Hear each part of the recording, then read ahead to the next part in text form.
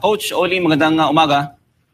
Magandang umaga po sa inyong lahat mga partners at syempre happy anniversary po sa inyo at well, sa gitna ng unos at problema at challenges dito, very festive pa rin yung mga tao. Kanina nga tayo ay iikot, no? So may problema dun sa kabilang gate kung saan ando doon yung scanner at nagpasok po sila dyan ng bomba.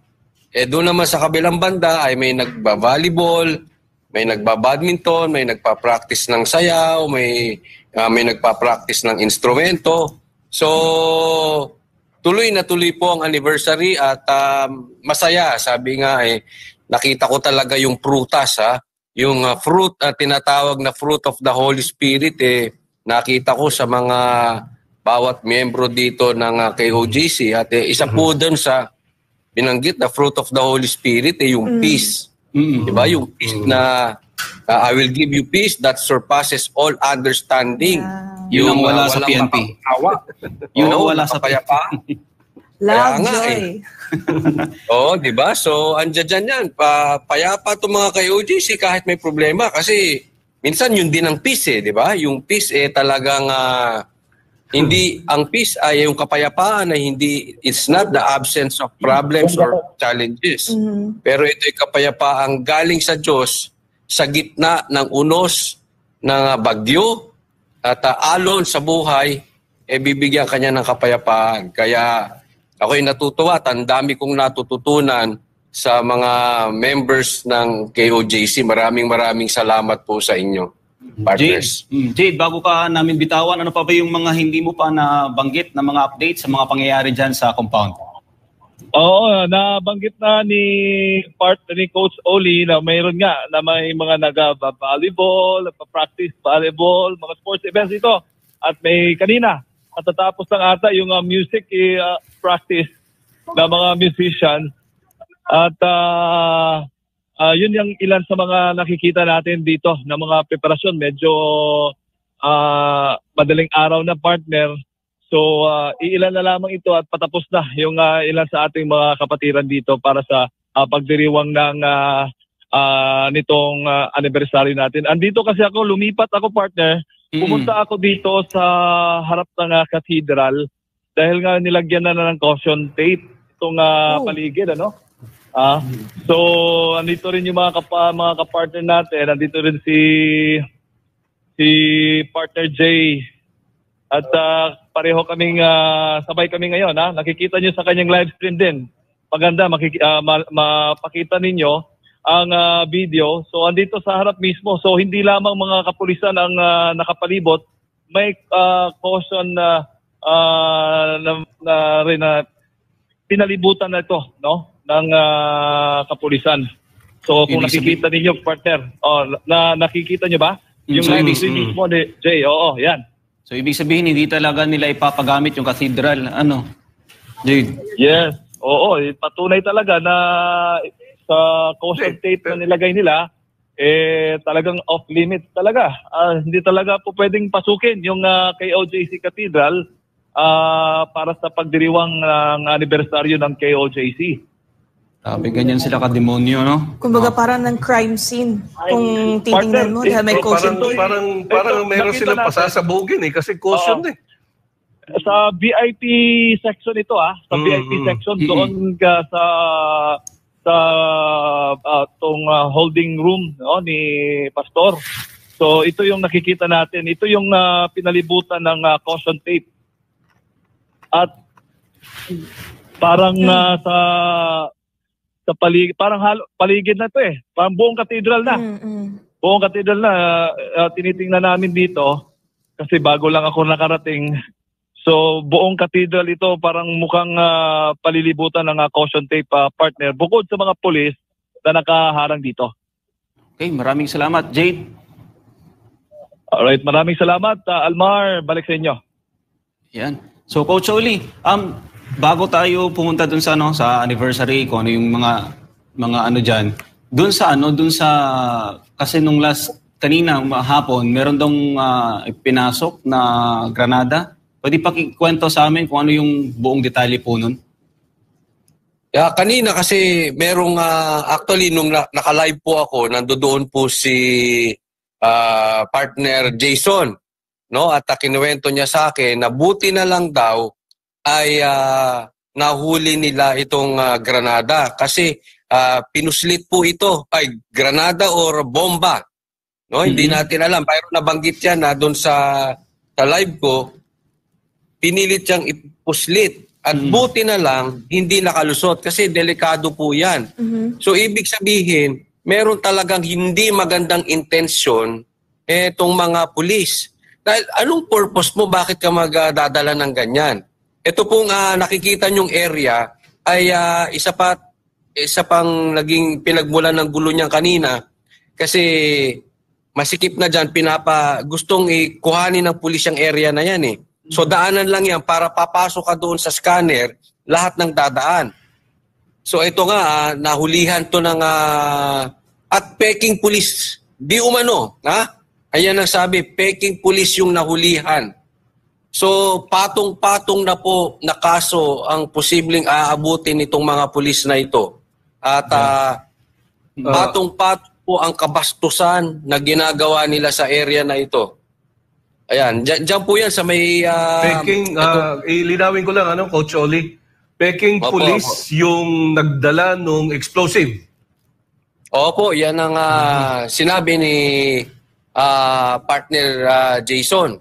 Oo, kasi binalita niya yan sa akin, nakasama nga sa live kanina. Kaya sabi namin, merong tension dyan. Ang tension actually dito ay nandiyan sa area na yan. Kasi dyan po pumapasok yung mga pulis at dyan sila nag-i-scan. Ini-scan lahat ng papasok dyan. Pero merong mga bagay na pag pinasok dyan ay hindi nila pinapa-scan. So, ano yun well-guarded yun. May mga mahabang armas at may mga pulis na kasama. Pag ayaw nilang pa-scan, sasamahan nila ng security. So medyo syempre magdududa na tayo, ba tayong paskan, tapos may mga hawak kayong baril, tapos yung mga ganong galawan, obviously, meron silang pinagtatakpan na mga ipinapasok. Ang dami na pong kalokohan. Kaya nga kanina dyan ako naka-standby dyan sa scanner area na yan. Ang dami na po, peking police, peking SWAT, peking... At nagmeron pa, ang dami pinakita rin sa akin, mga sigarilyo, lighter. Ang daming pinipilit ipasok dyan. Kaya nga dapat talaga magsasubmit yung mga pulis dyan sa scanner na yan. No? At hindi natin alam, baka mamaya nagpapasok pa ng droga yan eh. Kasi isipin mo, pwede mo namang ibulsa lang yung pulburon, di ba? At hindi na papasok sa scanner. Pero dito pa lang sa scanner, marami na po tayong ebidensya na talagang maling-mali ito si Marcos na walang armas. Bukod doon sa videos, doon pa lang sa mga pinapasok sa scanner, nakikita na natin lahat eh. Kaya mag-iingat po tayo dahil syempre may celebration tayo ng anniversary. Mamaya lang po yan, no? Kasi ngayon ay linggo na. Pero bakit? Yun ang tanong doon eh. Anong purpose niyang pasabog na yan? Niyang bomba na yan, anong purpose niyan? At higit sa lahat, baka mamaya mag-cause ng yan eh. Mamaya pumutok yan ng wala sa lugar, maraming masaktan. Mamaya magsisisihan pa. Tapos mamaya ibabalita ng ibang mainstream media na duwag. Tama pa yung pulis, mga taga-KOJC pang mali. Kaya dapat talaga kayo mga kapulisan, mag-submit kayo. Kasi ito'y private property, tatandaan natin So, ito'y pag-aari ng KOJC. So dapat pag pumasok kayo, mag-submit kayo at ipascan nyo yung mga gamit ninyo. Ewan ko ba itong mga ito, siguro talagang may lahi lang talagang silang bastos. Isipin ninyo hindi pa kayo nahihiya na magpapasok kayo dito ng peking pulis. Insulto po sa bawat isa sa inyo yan. Ang tagal nyong nag-aral, tapos pagsusuotin lang ang isang private citizen ng uniforme ng pulis. Ayan ay lantarang pagbabastos na sa bawat isa sa inyo dyan. Coach Oli, singit lang ako, no? Ilang tanong lang. Pagka ba meron tayong mga nahuhuling ganyan, mga peking pulis, no? Asa natin sila tina-turn over? O pinapalabas lang natin o ano, bait naman natin. Yung iba pinapalabas lang, yung iba pinipilit kuhanin yung pangalan. Oo. Pero kasi kaya nga duda ako tuwing magkakaroon dito ng barikada. Kasi pagkatulad yan, kahapon may barikada, tapos pinapapasok yung mga peking pulis, mga naka-shorts pa nga eh. Nakahikaw pa Ganyan daw, Coach Oli. Oo, nakaikaw. Halo-halo nga, ma'am. Kasi merong matanda, merong minor. Ganun yung klase ng mga pinapapasok nila yung dyan. sinasabi mo, Yan. yung miner. Minor. Ito, parang mga formal. Di ba? I mean, nakakita ka ba ng pulis na parang kamukha ko, balbasarado eh. Oh, may bigote. I mean, diba? Coach, kung halimbawa na i-hold muna natin, pwede ba yun? I-hold muna natin, ilagay muna natin dun sa... Meron din naman tayong parang holding room para sa mga ganyan eh. Tapos i-profile muna natin, picturean natin ng maayos, interviewin natin bago natin ipalabasin. Di ba po, pwede naman siguro yun?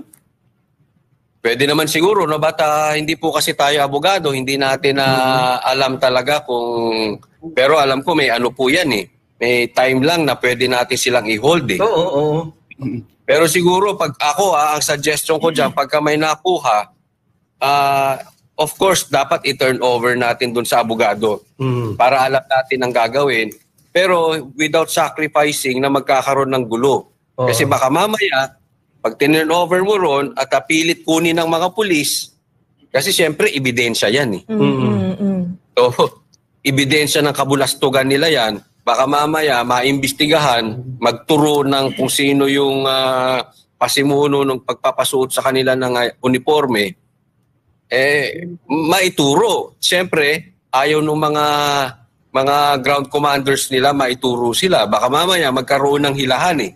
No? Pero kung kayang gawin, magkakaroon ng tension. Actually, itong area na ito kanina, nung nandiyan ako, medyo may tension dyan. Dahil umistyle yung mga pulis. Kunwari, dadaan, tapos pinostehan na.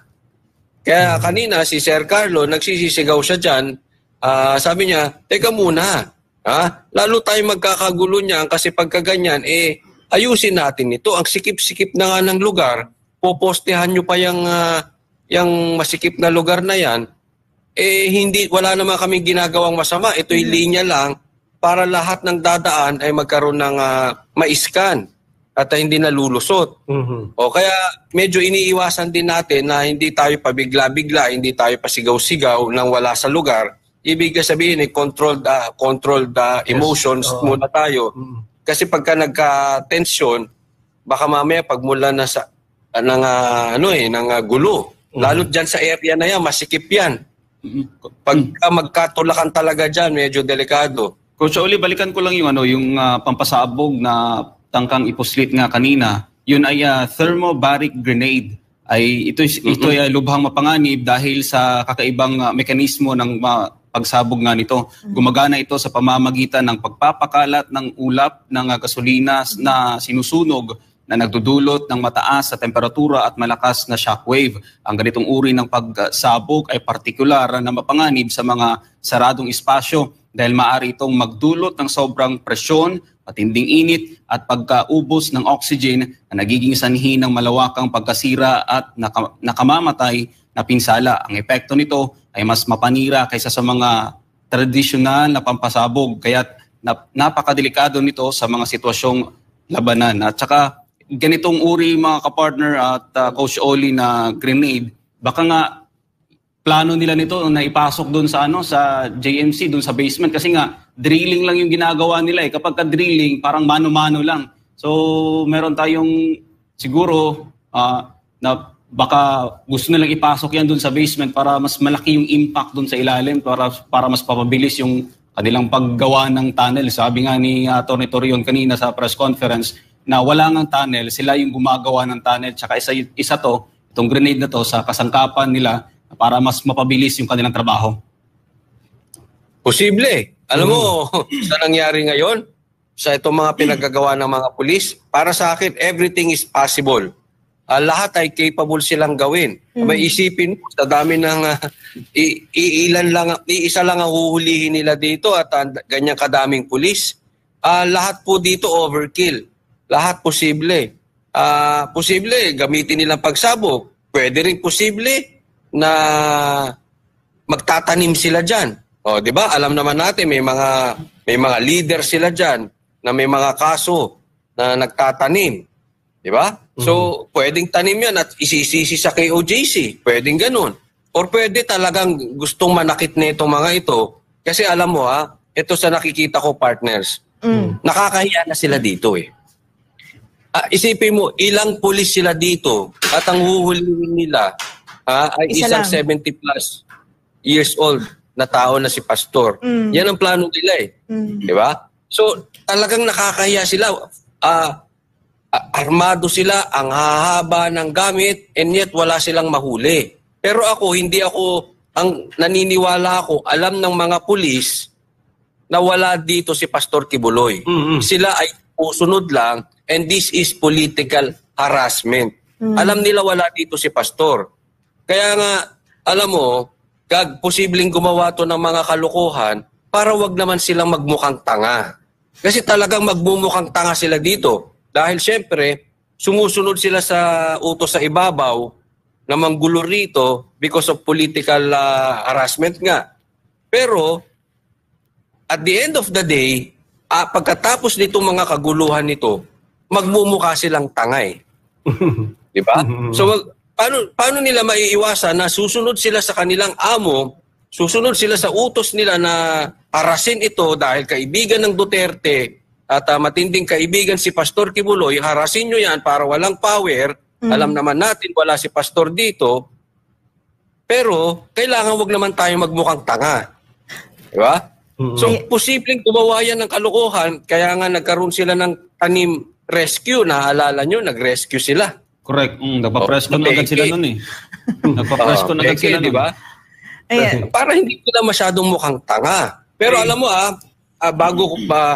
bago ko ipasa sa inyo, dapat itong mga pulis nakikinig naman ito eh. Nakikinig nila tayo sa labas eh. Kausapin nyo yung inyong ground commander, si Marbil siguro, si Torre, si Marantan. Kausapin nyo, boss, magmumukha tayong tanga rito, pare-parehas. Oo, sumunod tayo, pero huwag naman tayong lumabas na tanga rito. Siguro may limit din yung ating pagsunod sa ating amo. Nagiging katatawanan tayo dito Alam mo, nagiging katatawanan sila doon sa mga ibang pulis. Kasi hindi lang naman, yan ang mga pulis, maraming pulis na nakakalat sa buong Pilipinas. At alam nila, nagmumukha silang katatawanan. Nagmumukha silang tanga dyan. Kausapin nyo yung boss nyo, sabihin nyo, boss! Nagmumukha na tayong tanga, katas kayo, pakanta-kanta lang dyan. Agoy. Ayan, kasi makikita mo nga din, no, Coach Oli, lahat ng mga pinagsasabi nila, contradicting sa bawat isa. Yung sinabing, yung kanina nga, natakal na natin kanina, yung command center, parang ganyan.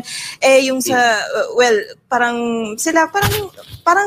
pinapakita ng talaga nila kung gaano sila katanga. Well, anyway, babalikan ko lang yung sinabi kanina, yung sa scanner, Coach Oli, no, kung gaano ba naman kasinungan. Yung sinabi dito ni Dela Rey, yung spokesperson nila, Region 11, wag na dapat iscan yung mga ipinapasok na gamit ng PNP kasi pinapahirapan daw nito ang proseso ng pagtiyak sa seguridad sa KOJC compound. Tingnan ba naman yan? Alam mo, para pare-parehas, alam mo payo ko sa inyo mga pulis, total, nakikinig kayo dyan. Ulitin ko, sabihin nyo doon sa amo ninyo, pare-parehas tayo nagmumukhang tanga rito. Kung gusto nyo maging mukhang tanga, kayo na lang. At kung ayaw nyo na mahirapan, kasi pahirap din naman yung scanner na yan, umuwi na tayo pare-parehas sa bahay natin, naka-aircon tayo doon, kainin natin yung gusto nating kainin, nakahiga tayo sa kama, kaysa nakahiga kayo dyan sa damuhan, o di pare-parehas.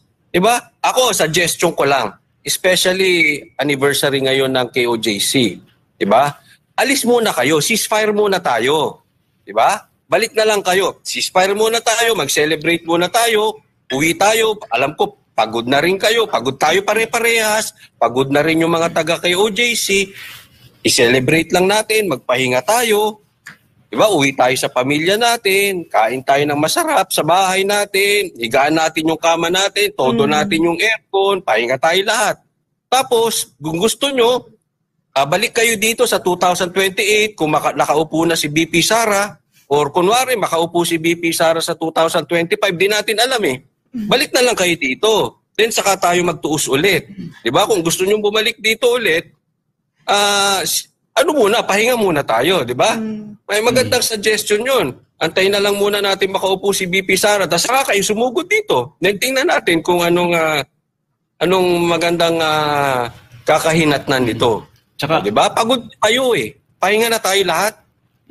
Tsaka isa sa highlights kanina, Coach Oli, grabe no, may highlights na para lang tayo naglalaro ng basketball dito. Nagbibilang tayo ng highlights nila eh. No? Kanina, nag-ikot si Lito Patay sa loob ng KOJC compound. O kahapon pala to. Buhay pa ba yan? Buhay yan na patay. Kanina, kahapon to, pinapatanggal niya ang mga face mask ng mga members at workers. Dinuro-duro at sinisermonan niya ang mga workers kasama pa ang mga abogado natin. Kailangan daw tanggalin ang mga mask at picturean sila ng mga pulis or else ipadadampot daw niya. Sabi naman, for what? At ang tanong ng mga KOJC worker, sagot ni Patay, disobedience daw kasi wala namang COVID yung naka-face mask. Bastos pa siya. Nagpapaliwanag ang mga worker pero nagtataas siya ng boses at no pa ng no. Tanong ng KOJC lawyer, illegal ba na mag-face mask? Sagot ni Patay, yes, this time, yes, it's illegal. May security risk daw ang mga naka-face mask na KOJC missionaries, sabi pa ni Patay. So isa yun sa mga highlights nila, no? Ito si Patay, paladesisyon. Paladesisyon siya kung anong gagawin. Huwag mo nang pakialaman kung gusto nila mag-face mask. Hindi naman COVID kung kailangan mag-face mask. Bibigyan kita ng halimbawa. Di ba? Yung pulis mo nga, naka-face mask eh. Totoo. May mga pulis ka nga naka-face mask. Yung mga peking pulis nga pumasok dito, COVID naka-face mask. Di ba? Anong kaipokrituhan yan? Meron ba kayong ginagawa doon sa mga peking pumasok? Ang hilig mong sumigaw, Patay. Sigaw ka ng sigaw sa walang katuturan. Kanina, may nagpasok daw dito ng flashlight, sigaw ka. Ngayon may face mask, sigaw ka ng sigaw. Pero pagdating sa peking pulis, nakadedma ka. Doon sa bata na pinasuutan nyo ng uniforme ng pulis, illegal po yan. Dedma ka. Yung mga pulis mong naka-face mask, hindi mo pinapansin mo yung mga taga KOJC. Ang linis mo, ito Patay ha, ang linis mo. Apakalinis mo. Diba ito si Patay, yung dapat maging head ng Davao Police? Yan yata yung 3 hours lang eh. Oo, parang siya 3 hours lang naging director. 3 hours? Parang may... Nagkaroon din niya si Patay kanina, no? Mabalik ko lang, Coach Oli. Parang nagkaroon din siya kanina ng commotion dun sa pagpasok nga nung mga kontrabando. No? Parang siya rin yun eh. Tumigil lang siya nung ipinakita yung pagmumukha niya ron sa big screen. No? Na I think si kapartner Hana yung humarap sa kanya eh. Mahilig to magsisisigaw. Palagay ko nag-away sila nung jowa niya. Kaya siguro medyo ito sigaw ng sigaw. Pero alam mo sa tingin ko ito yan eh. Baka ito'y nagpapakitang, alam mo meron silang sariling camera eh. Okay. Siguro, ipapakita niya doon sa amo niya, doon sa taas. O teka muna. Kung yung ibang mga ground commander dito, bumabait na, hindi ako. Siga ako rito. Siga ako, pasigaw-sigaw ako rito sa KOJC. O kunan mo ako, umisigaw. Pang-attendance. Tapos padala mo doon sa mga bangag. Baka gusto talaga ng promotion, Char. Bida siya ngayon. Pang-attendance eh. Sabado ngayon. Alam mo ito kasi yung mga pulis na yan, may mga sip-sip din dyan. Alam na, natin yan. Iba na ang, kung gusto mong tumaas ang ranggo, iba na ang datingan ngayon. O, siyempre, pataasan din ng ihi yan. Posible ito, nakikipagtaasan ng boses. Baka O, di ba? gusto niya matuloy talaga siya na maging Davao Director, Coach. Kasi, oo, dapat pang ano ko to, hindi ko deserve yung 3 hours. Dapat ako talaga. Ako, hindi siya pwede sa di ba? Davao. So, ipapakita niya ngayon, hindi. Oo, Ako show yung force. talagang pwedeng sumuway dito sa mga Duterte. Ako yung sisigaw-sigaw. Ako yung pasigaw-sigaw dito, di ba? Ganyan ang dating. Video mo, video! Ayan, sige. Boss, shot tayo, shot. Okay na ba ako dito? Okay na ako. Diba? Siyempre, ganyan yung mga style niya mga yan. Pero kaya nga, kasi hindi ko alam kung anong mga pautot nito. Kasi tatandaan po natin, ako'y nakakatanggap ng report dito. Simula dumating yung court order na yan, hindi na nagpakita si Tory dito. Pa-helicopter na lang, Coach. Pa-chopper siya nung nakarang araw. Chopper.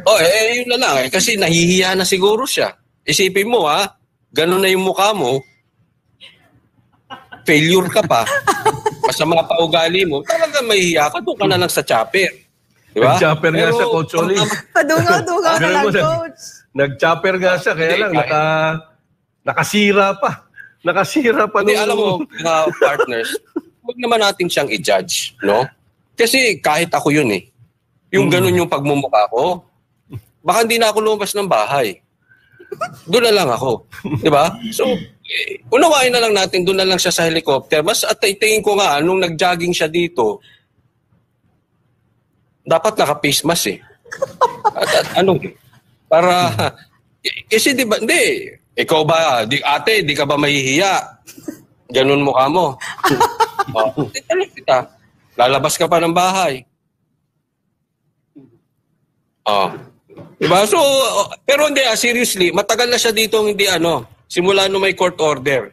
Hindi na siya hindi na natin alam kung sino nagbibida-bida rito, o sino na may control dito, sino na yung bata ni Tamba rito, hindi na natin alam kung dito, baka maraming pabidang lalabas diyan na katulad nitong pasigaw-sigaw. Expect natin yan, baka bukas may magbida-bida. Alam mo naman, si Jollibee, diba? May ganyan ilang bida-bida yan. Nakakalungkot lang, Coach Oli, kasi sila na yung nagdidikta doon sa compound. Yung pagsusuot ng face mask, bawal na pala yun. Biruin mo, gagawin nila yon sa sarili mong tahanan. Tapos dito naman sa pagdaan ng mga kagamitan sa scanner, kapag yung mga KOJC members ang papasok dyan, chine-check nila. Lahat ng papasok, chine-check diba, nila. Yung mga delegates na dumating? Biruin mo, tahanan nila yan, chine-check yung mga gamit pagpasok nila. Pero sila, kapag nagpupuslit naman sila, hindi nila dinadaan sa scanner. Alam mo yung talagang mga paglabag sa batas yung ginagawa nila. At saka hindi na talaga hindi na makatao itong ginagawa nila. Yung mismong mga pulis. Marami silang kaipokritohang ginagawa rito. Nasaan na kaya yung Coach? Sabi ko, nasaan na kaya yung explosive? Binalik ulit sa pulis? O ebidensya na natin yan? Alam ko, hindi na pinapasok yun So binalik ulit sa pulis? Baka binalik yun. Sa tingin ko, binalik yun. Kasi hindi talaga nila pinayagang pumasok yun. Kasi sabi kanina ni partner Jason, paano kung nakalusot to at hindi na-check? Delikado yun. Diba? Yung style kasi nila, di ba? Yung style nila, merong mabilis Tapos, meron yung nagdadala ng kahon, tapos meron yung nasa harap, meron yung nasa likod, tapos mabilis ang kilos. Tapos parang lahat ng babanggain nila talagang tumatabi. Mabuti na huli yan dyan. Ito, iba na naman to. Ito talaga, hindi to na-scan Tatandaan natin itong lugar na ito ay lugar din to ng SMNI. Maraming camera dyan. At mga workers niyan, yung mga kapatiran ninyo, yung mga missionaries, maraming nagbabantay dyan. I mean, it's 2024. So maraming cellphone, maraming camera. Hindi talaga sila lulusot sa mga paganyang-ganyan nila. Ito, gusto ko nga i-discuss itong patungkol dito sa katedral na yan. Isa po akong nakasama nung in-inspect nila yung katedral na yan at may kasama pang ang aso So, wala naman silang nakita dyan. Kaya alam mo, ako naniniwala, unang-una pa lang, nagkaroon po ng issue yung cathedral na yan kasi dyan po dinadala yung mga na-injured yung mga Totoo. mga kapatiran. Maalala ko yun, muntik pa nga magkagulo dyan kasi nakaharang sila dyan at may pinapasok na naka-stretcher dahil nasaktan yung isa ninyo sa kapatiran ninyo, ayaw nilang papasukin. Pambihira, injured na, naka-stretcher na, ayaw pa nilang papasukin. Talagang interesado sila dyan sa loob na yan. Kaya ako, nung una pa lang, alam ko gagawing pahingahan yan nila. Kasi comfortable dyan Maganda yung lugar, may aircon. So, Lamig ng posibleng aircon. gawin din itong, kaya ginawa nga nilang command post to, di ba? Oo, kasi comfortable na dyan. So, yung mga ground commanders nila, hindi ko alam, yung mga generals nila, posibleng pagdating dito, ayan, advanced command post. Hindi daw yung Dyan na. hindi daw yung Yun sinungaling yan. Ano yan? Nyo. Si Minay, ito maraming camera dito. Dapat nag-communicate sila na maayos, coach. Uy, ganitong itsura doon. Huwag mo namang sabihin ganyan. Para hindi naman sila magsilaglagan sa sarili nila. Wala, hindi sila lulusot. Maraming camera dito. Kaya nga ayaw nilang magpapasok dyan dahil talagang mabubuking yung kanilang yung galawan dyan. Isipin mo, nakiki-aircon pa kayo, mga ano kayo. Magbayad kayo ng aircon dyan, ng kuryente. At saka, alam mo, may kabastusan talaga itong mga to. Kasi katedral yan wag naman yung ganyan, magkaroon naman kayo ng konsensya. Kasi meron, kailangan lahat ng reliyon ay nire-respeto nyo. Diba? Kahit nga si Atty. Torion, sinabi niya dun sa kanyang press con, at nagkaroon pa sila ng bomb threat. Gawin nyo yan sa kanilang mosque, ay hindi magandang magiging resulta niyan dahil po si Atty. Torion ay Muslim. Diba? So, kailangan kahit hindi ka member ng isang lugar, dapat medyo may respeto kayo. Kaya nga itong mga pulis na ito, wala bang maninindigan sa inyo na hindi mo naman kailangan maging graduate ng koleyo para malaman mo na kabastusan yung ginagawa nyo. Even grade 5, alam kabastusan yung ginagawa nyo. Wala bang maninindigan sa inyo dyan? Puro na lang kayo sunod ng sunod. Ay alam nyong mali yan. Katedral yan dapat nga dyan magkakaroon ng activity dyan bukas. Isipan mo, pinagbabaklas nyo. Hindi. Nagbuha talaga kayo dyan. Actually, Coach Oli, kanina pinapaliwanag ko nga yung there was a time before, matagal na naman na panahon to, pero merong panahon na before we entered the cathedral, tinatanggal pa namin yung aming mga sapatos. Dahil we consider that as a holy ground, Tapos, yan, tinutungtungan nilang yan. Bago kami umakyat dyan, magsasanctify pa kami. Tapos tatanggalin din namin kung ano yung footwear pa namin. Tapos, doon yung cathedral na yan, hanggang ngayon, paglalabas kami ng compound, dadaan pa kami dyan sa cathedral na yan. And we will offer a silent prayer. Tapos, saka kami lalabas. Dahil naniniwala kami sa pananampalataya na yan yung templo, na where kung ano tong kinukuhanan namin ng guidance, ng protection, lalabas kami ng compound. Pagpasok namin, pasok sa gate, dadaan pa kami ng katedral. Yan, yung katedral na yan. Magsasanctify kami. Isa-sanctify namin dahil baka mamaya may kung anong kumapit na espiritu na galing sa labas para lang mahugasan kami. I hope na intindihan mo yung ganong Tapos, here are the policemen. Kung ano-ano lang yung mga pinaggagawa nila. Pasok dyan, naka-shorts, kung sino pa yung mga pumasok, mga minero, kung kung ano pa yung nangyayari dyan. Parang binalahura na lang nila talaga eh. Hindi nga natin alam, baka naninigarilyo yan sa loob eh. Na. Alam mo, partners, na-experience ko yun eh. Kasi ilang beses na rin ako nakapunta rito sa Kingdom. No? At kahit before pa, syempre, pag ihahatid kami sa loob, tapos lalabas kami, dadalhin na kami sa hotel, no? Humihinto yung sasakyan.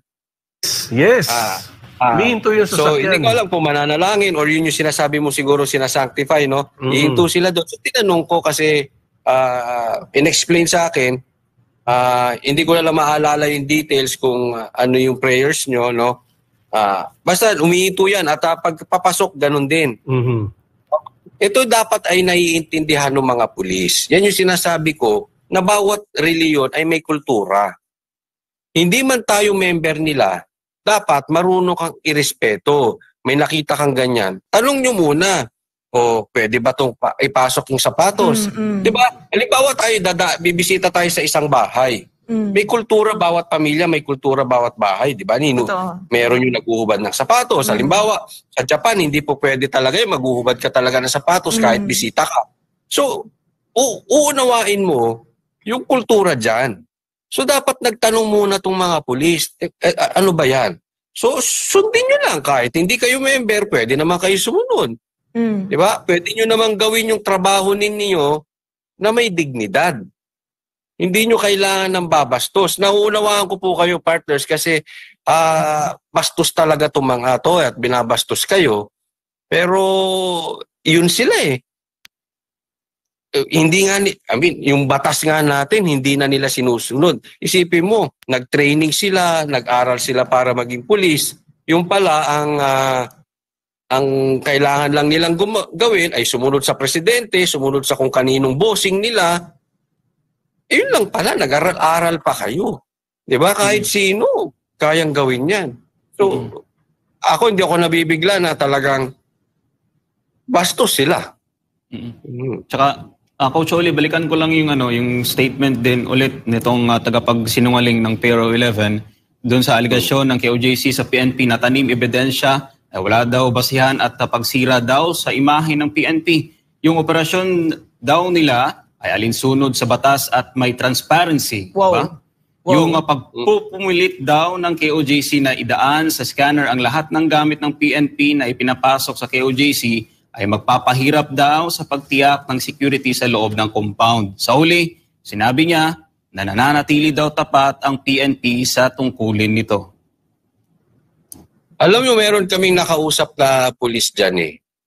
Sabi niya, hindi ba kayo nakiiya sa mga pinagagawa nyo? Kaya nyo bang ipagmalaki sa inyong magulang yan? Sa inyong mga pamilya, sa inyong mga anak? Sabi niya, ba't kami mahihiya? Basta ginagawa namin yung trabaho namin, ba't kami mahihiya? Parang dito sa mga pulis na ito, basta inutos ng amo nila, kahit illegal, basta sumunod sila, proud sila doon. Kasi yun ang trabaho nila eh. Anong trabaho nila? Parang ganun yung reasoning ng pulis na yon, ng ground commander na yon. Ano ba trabaho nila? Sumunod. So pag sinabi ng ground commander nyo, tumalong kayo dyan, tatalon kayo. Diba? O akyat ka sa JMC at punta ka sa P-floor, talon. O para magkaroon na kunwari itinulak ka, tatalong ka. Ganyan sila. Hindi po pwedeng hindi kayo dadaan sa scanner kasi tatandaan natin nga, ito nga ay private property. Kailangan sumunod kayo dito. Ang warrant of arrest is not an excuse para gawin nyo na lahat ng katarantaduhan sa loob ng KOJC. Lahat ng illegal, may warrant kami, kailangan gawin nyo lahat. Lahat ng illegal kailangan nyong gawin. Hindi po, mali yun. Sa katunayan, dapat nga wala na kayo dito eh. Mali nga yung warrant nila eh. Mali nga. Wala nga pangalan ni Pastor doon eh. Isang babae Mali lang. talaga yung warrant. All this, political harassment, all this, dahil meron silang nasasandalan. Tatandaan po natin, ang tagal nyo nag-training, matagal pa kayong magiging pulis, ang presidente po ay nagpapalit-palit. Maximum of 6 years yan kung magaling. Pero kung posibleng balusag, bus yan, baka 2 years, 3 years, wala na yan. Paano kayo? Kayo madidimanda. Yung generals nyo, mayaman na, kumubra na, di umano, kayo asan? Dibanda. Hindi naman sila sasamahan. Hindi makisa. Correct. At ang administrasyon na yan, magpapalit-palit yan. Ilang administrasyon, especially yung mga bata rito, ilang administrasyon pa. Huwag niyong isugal lahat dito. Tatandaan natin, itong administrasyon na ito, ang nagpanalo dito si BP Sara, and yet trinidor. Ikaw pang simpleng pulis. Nung wala nang pakinabang si BP Sara, iniwan. Ikaw pa na ordinaryong mababa ang iyong ranggong pulis. Si Pastor Kibuloy nga na tinulungan itong administrasyong ito. Nung nanalo na at wala nang pakinabang, trinidor iniwan. Ikaw pa mamang pulis na mababa ang iyong ranggo. Tingin mo hindi ka tatridorin, hindi ka iiwan? Huwag tayo magpakahibang. Gamitan lang to. Di ba nagugas yung buong karir nyo. Nagugas kamay na nga yun si Abalos last time, di ba, Coach Oli? Oo. Pero wala din akong tiwala to sa ano na yun. Wala rin yun. Asabwat siya rito. Hindi po pwede. Nagugas kamay, pero alam mo, baka nilalaro tayo ng mga yan eh. Kasi, apparently. Meron, kasama sila dyan. meron lang akong discussion lang din, Coach Oli. Ito kayang mga police na to, nung nag-aaral sila, meron silang mga, siyempre law enforcers sila di ba? Very ironic nga na peacekeeper din yan, pero hindi naman sila peacekeeper. Pero yung law enforcers, nag-aral kaya din dito ng mga konting constitution, nag-aral kaya yan ng mga konting civil law, no? O kaya yung revised penal code. Siguro naman nadaanan nila yung mga batas na dapat na binibigay nila na due para do sa mga tao, 'di ba? Na ewan ko kasi kung hindi nila nadaanan 'yan, may posibilidad talaga na makakabayad sila talaga ng mga danyos diyan. Hindi, partner, may mga law subjects sa mga yan. Kaya may background dyan. Nauunawaan nila yan. Kaya nga sabi ko, dapat hindi na sila nag-aral eh. Dapat minemorize na lang nila to protect, to serve and protect the president. To serve and protect Torre. O tapos na, uwihan na. Yun din naman ang ginagawa nila eh. Di ba? Ba't pa sila nag-aral? Ay, 10 minutes, 5 minutes, memorize mo na yun. Baka nag-cutting. Gagawin ninyo. No, baka nag-cutting. Pinahaba-haba pa natin yung istorya. Lahat naman ng ginagawa nila, kayang gawin. Bigyan mo kami ng armas. Kaya din namin yung ginagawa nila, di ba? Ba't ka pa nag-aral? Gagawin nyo lang pala, sumunod ng sumunod kay Torre. Di ba? Kahit sino kaya din yung ginagawa nila. Nagkataon lang, marami sila, may armas sila. At nakasandal sila ngayon sa pader. Pero ulitin ko, yung pader na sinasandalan nyo, bagamat matigas, itinayo sa buhangin. Mabubuwag at mabubuwag yan. Sooner or sooner. Yan. Mabilis yan, mabubuwag yan. Maniwala kayo sa akin. Kasi itong mga ito, sunod-sunod po ang illegal niyan. I really don't think it will last until 2028. Posibleng, alam nyo rin yan mga pulis sa nangyayari ngayon. Ulitin ko, bagamat tikas kayo ngayon dahil nakasandal kayo at kayo'y natutulog sa palasyo at malaking building. Pero nakatayo yan sa buhangin. Isang bagyo yan. Wasak yan. Coach, yung balikan ko lang yung press con kahapon kasi isa sa nabanggit, yung alam ko since day one, andyan ka na. Hindi ko lang alam kung nakuha mo tong impormasyon na to kasi nabanggit ni Attorney Torion na meron silang natatanggap. Mga nagbibigay sa kanila ng information na puwersahan daw o gagawing puwersahin nila ng mga pulis sa paaalisin yung mga KOJC members dyan sa compound? Una, ibigay ko muna yung aking opinion. Ito personal opinion ko, hindi opinion ng grupo. Una, medyo hindi ako pabor dyan sa press con na yan. Alam nyo kung bakit? Binigyan natin ng chance ang mainstream media. Kasi yun ang sinasabi nila, wala silang access sa loob at hindi nila alam ang nangyayari. Pero ngayong binibigyan sila ng press con para maibalita at makuha yung side natin, napapansin natin, especially itong mga national na malalaking media, fake news pa rin Fake news pa rin, wala.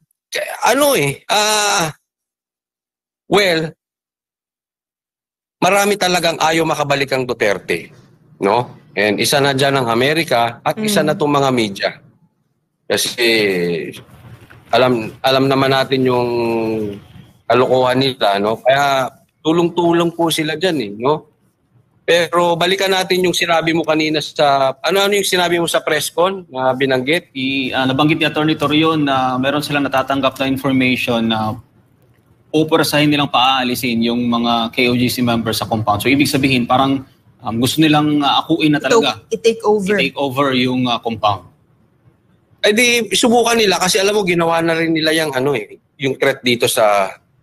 Kung hindi raw isupo si Pastor ay bobombahin nila. Diba? Pasasabugin nila. Gawin nila. Nang makita ng buong mundo.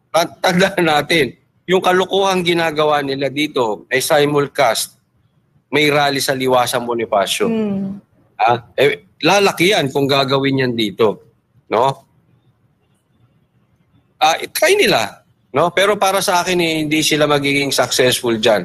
Ang sa tingin kong gusto lang nila dito mangyari ay they are buying time so that they can stay here as long as they can. Kasi, everybody knows, ang Davao, ito ang power ng Duterte, di ba? So, alam natin yan. Kaya nga nagdadala sila, praning talaga sila sa Davao. Di ba? May mga nakausap tayo na mga dating nasa executive department, mga kaibigan natin, yung mabanggit mo lang na ikaw ay pumunta ng Davao, mapapagalitan ka allergic sila talaga dito, praning sila sa Davao, kaya nga kahit konting pangyayari, pag-resign nga ni BP Sara, nangyayari na itong mga ito No? So, gusto nila, mas maraming pulis dito ngayon at ginagamit lang itong issue dito kay Pastor Kibuloy. Alam naman natin, halukay lang yan. Ito, naghukay lang sila. Matagal nang patay ang kaso na yan. No? So, kailangan lang nila itong KOJC. Yan ang nakatakot dyan kasi posibleng magtagal sila dito kung kaya nila. Diba? Coach, hindi ka ba nagtataka? Kasi di ba ang administrator ng mga properties ng KOJC si former President Duterte. Pero hanggang ngayon hindi pa rin siya, though may statement, pero alam mo yung wala siyang karapatang makapunta dyan. Sa tingin mo, sa base sa monitoring mo, ano yung reason? Yung una pa lang, nabalita nung nagpe-press con pa kami dito sa Davao, sinabi na niyan at meron tayong intel na kahit before sila sumugod at kung susugod sila, taawatin sila ni PRRD or kung sino man, aarestuhin. No? This is possible na may connection din sa ICC. Posibleng konektado to sa ICC na in preparation, handi dito na yung mga pulis na kung meron silang gagawin sa Duterte, in place na yung mga pulis nandito na. Kaya kahit na si PRRD na yung administrator, talagang, naghahanap to ng butas. Naghahanap sila ng butas na how to attack the Dutertes. No? Kaya kung pumunta sila dito, gagawa ng butas si PRRD, siguro sasabihin nila may masamang ginawa, uhuliin. So hindi talaga nila papupuntahin. alam naman natin na yan ang kalaban talaga. Lahat po ito, it's all about the Dutertes. So, pahihinain. And syempre, magkaibigang matalik. Alam naman natin din yan, si Pastor at saka si PRRD. So, lahat ng supporters, pipilayan talaga si PRRD. Pipilayan si PRRD, pipilayan si BP Sara. And one way to do that, yung talagang mga supporters ni PRRD, ng mga Duterte. Para ngayon, limited ang galaw, limited ang financial support, limited ang siyempre malaking bagay ang SMNI, di ba? Platform yun eh. Diyan nga nagigikan sa masa. So limited yung kanyang media. So lahat ng makakatulong sa PR kay sa mga Duterte, chachap-chapin nila yan. I-isolate nila sila mga Duterte so they can do. Kaya lang still yung kanilang bata naman si Tambay. Diba? So kahit anong cut mo dito sa mga Duterte, hindi rin naman nila Tamba will not win. Unless gagawin talaga tayong diba? Gagawing Prime Minister si Tamba. And isa nga yan, kaya nga naging issue yung PI, isa yan sa plano nila. Because they know Tamba will not win. Walang kapanapanalo and wala nang Marcos na makakaupo sa nangyayari ngayon. I really don't think Marcos is still in control. I believe we have a leadership vacuum. Wala na yan eh. Ako naniniwala ako iba na kumokontrol sa atin. I don't know if masaya na siya. Kung asan man siya ngayon, posibleng masaya na siya kaya he is not in control. So they are preparing for the next and gagamitin nila tong ICC and syempre they need yung maraming pulis to control Davao. Tsaka nakakalungkot lang kasi, tsaka nakapagtaka din. Kasi yung mismo alkalde ng Davao City na si Mayor Robaste, kasi di ba hindi sa mismong lugar kung saan nangyayari itong patong-patong na violation na ginagawa ng kapulisan, hindi siya makapunta. So makikita mo talaga na may hidden agenda dito eh. But yes, alam naman natin may hidden agenda at meron silang sariling problema. Kasi meron silang problema sa ICC. Kaya nga, pinahihina sila ng pinahihina. Ang di nila alam, nanunood ang buong mundo. Correct. Kasi, ang members ng KOJC pang buong mundo. At syempre, na tayo ngayon, social media na eh. Sa katunayan, doon sa aking channel, marami nagko-komentaryo na paano ba magpa-member sa KOJC. Wow. At nangyayaring ito ay the whole Philippines, and I believe it's safe to say that even the whole world is watching yung political na nangyayari ngayon. So akala nila, natatapyasan nila ang Duterte, but hindi nila alam, lumalakas ang support. And I hope walang mangyaring ganon, but let's not forget history. Kaya naman talaga sumabog ang puso at nagkaroon tayo ng EDSA 1 is because napatay si Ninoy Aquino. Diba? Meron lang tayong isang starter sa sabog na ang puso ng Pilipinas eh. Delikado sila dito. At pagsabog ng puso ng Pilipinas, yung kanilang pang-aapi, yung kanilang pang-aabuso sa kapangyarihan, mawawala sila dyan. Ang gustong-gusto ko yung sinabi ni Sas, na this will not end well for them. Tumatak sa akin yun. Kasi sa lahat ng ginagawa nila ngayon, kung mga nakikinig yung mga pulis dyan, sa mga ginagawa ng amo nyo, baka madamay pa kayo. Leave the sinking boat as soon as possible. Kasi madadamay kayo dahil puro illegal na po ang ginagawa dyan. Hindi ko po sinasabing maging pasaway kayo, pero mag-isip-isip din kayo. Kung saan napapanig. Yan. Babalik. Yun nga din, no, Coach Oli, parang itong issue ng KOJC at kay Pastor Apollo Siki, parang ginagamit na din para ma-divert yung focus ng tao with regards yung sa cocaine issue ni BBM. Alam mo, kaya nga nung nagkakaroon ng rally dito at dun sa liwasan ngayon, sabi, sige, aalis kami dito sa rally. Basta magpa-drug test lang si Marcos, wala namang usapan, mabilis lang yun no? Yan po yung rally, yan ang sigaw ng tao dyan. Sige, alis kami dito, magpa-drug test lang si Marcos. Pero ako palakihin lang natin yung crowd dyan sa liwasang Bonifacio para kung sila ay nagda-divert ng issue para hindi mapunta doon sa drug test, tayo rin mag-divert tayo ng power. Kasi kung may maraming tao dyan sa liwasan, doon din sila focus. Baka mawalan sila ng interest dito. Teka muna, nakafocus tayo masyado sa Davao pero ang problema pala natin nandoon. Baka mamaya bigla tayo magulat. Yung mga pulis dito biglang ilipat sa liwasan. Lalo pag doon. So, sana lumaki doon sa liwasan na magsilayas na itong mga to dito. Ang nakaganda, Coach, kapag yung nakikita mo sa video dyan sa liwasan Bonifacio, hindi mo na masasabi na KOJC lang ang nandyan.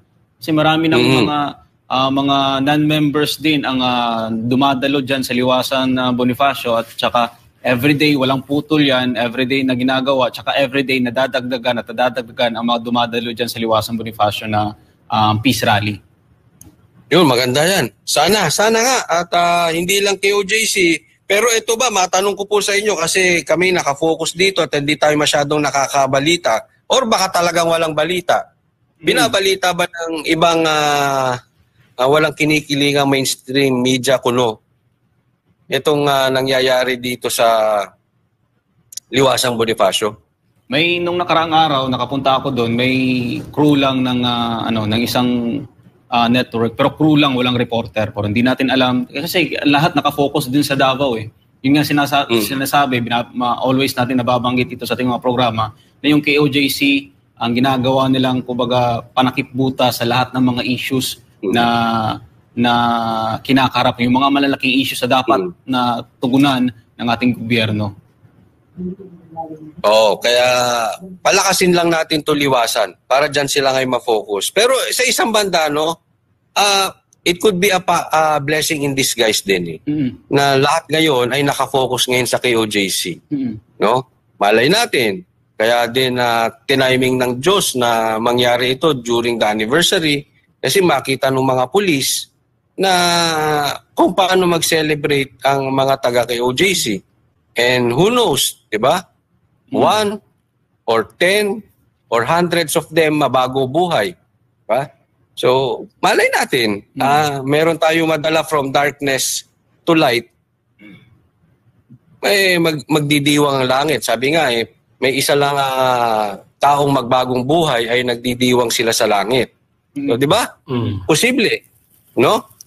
Nakikita yan. Alam kong nakikita na yan ng mga pulis dahil meron nga dyan sumasabay-sabay na sa mga praise and worship nyo Makikita nila yan kasi sa gitna ng ginagawa ng mga kapulisan at illegal na ginagawa ng kapulisan,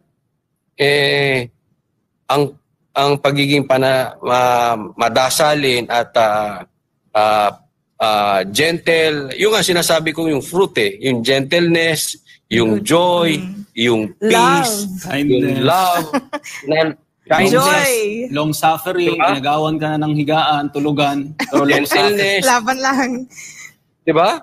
Nanatili. I mean, that's Bible. That's a walking Bible. Diba? So, malay natin, diba? We plant the seed and let God